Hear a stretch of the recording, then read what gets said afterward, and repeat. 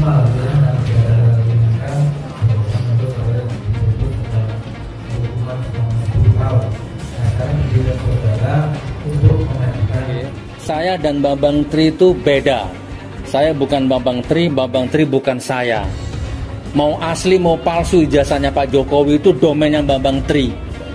Nggak ada kaitannya dengan saya. Saya itu hanya ngundang narasumber. Isi konten di luar tanggung jawab saya. Sugik Nuraharja dan Bambang Tri mulai cakar-cakaran. Sugik menuduh bahwa dirinya ketiban abu panas. Yang harusnya dipenjara itu Bambang Tri. Kenapa saya ikut-ikutan? Dakwaan pertama adalah menyebarkan berita bohong yang tuntutan maksimalnya adalah 10 tahun. Dakwaan kedua itu menyebarkan ujaran kebencian dengan tuntutan maksimalnya 6 tahun. Dan yang ketiga adalah penodaan agama dengan tuntutan maksimalnya 5 tahun. Baik salahnya itu ya Mas Bambang Tri itu yang mempertanggungjawabkan. Harusnya kalau mau ditangkap Mas Bambang Tri, jangan saya. Ditangkap dalam arti proses gitu kan, ke hukum secara yang berlaku kan begitu. Kenapa kok harus saya ditangkap kalau saya wartawan?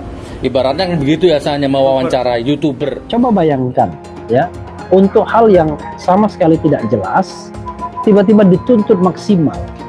Padahal kita tahu bahwa selama proses persidangan, tidak ada dasar untuk mengatakan bahwa baik Gus Nur maupun Bambang Tri telah menyebarkan berita bohong atau hoax yang terkait dengan ijazah Presiden Jokowi. Karena Bambang Tri membuat buku investigasi dan Gus Nur mengundang dia ke podcast dia dalam rangka untuk meyakinkan, maka dibuatlah mubahalah atau sumpah. Dalam Islam ada. Dituntut 10 tahun penjara, Bambang Tri penggugat ijazah Jokowi pilih tutup telinga. Tribunnews.com Solo.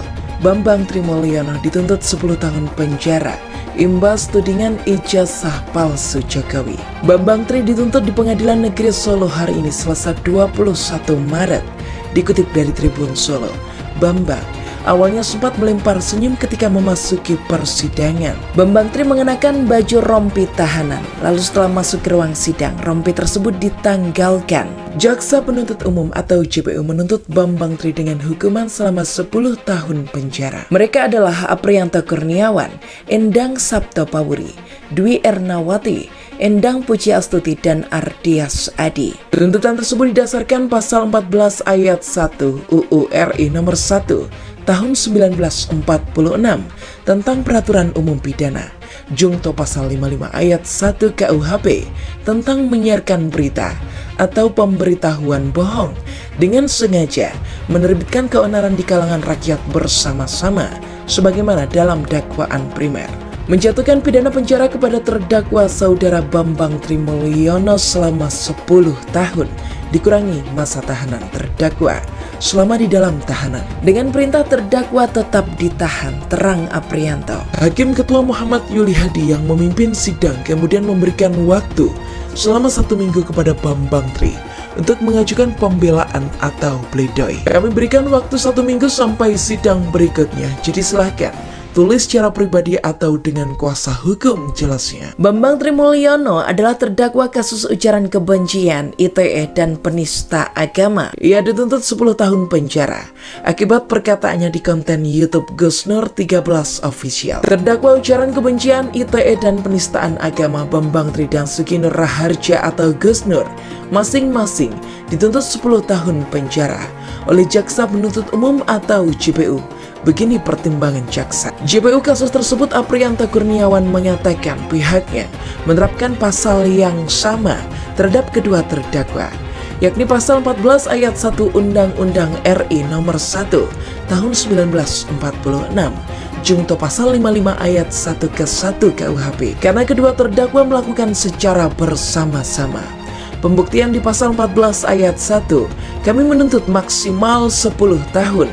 Karena menurut kami, kedua terdakwa residivis berulang kali, berbelit-belit, mereka tidak menyesali perbuatannya. Alias meringankan tidak ada, karena dari dulu konten podcastnya kedua orang ini tetap kebencian kepada Presiden Jokowi. Kalau dia mengatakan menyerang semua dan segala macam, tidak sih, coba cermati di kontennya. pasti menyerang rezim Jokowi, kata Aprianto saat ditemui di Pengadilan Negeri Solo usai sidang Selasa 21 Maret. Aprianto mengatakan kasus ini merupakan kasus keempat Gus Nur sebelum dia pernah dihukum di Palu, Jakarta Selatan dan Surabaya karena kasus ujaran kebencian dan kebohongan. Rakyat bersama-sama. Hal ini seperti diatur dalam pasal 14 ayat 1 Undang-Undang RI nomor 1 tahun 1946 tentang Peraturan Umum Pidana. Pasal 55 ayat 1 KUHP. Memohon majelis hakim menjatuhkan hukuman pidana saudara terdakwa Suki Nur Raharja atau Gus Nur selama 10 tahun, dikurangi masa tahanan terdakwa selama di dalam tahanan dengan perintah terdakwa tetap ditahan, kata Aprianto saat membacakan tuntutan di Pengadilan Negeri Solo Selasa 21 Maret.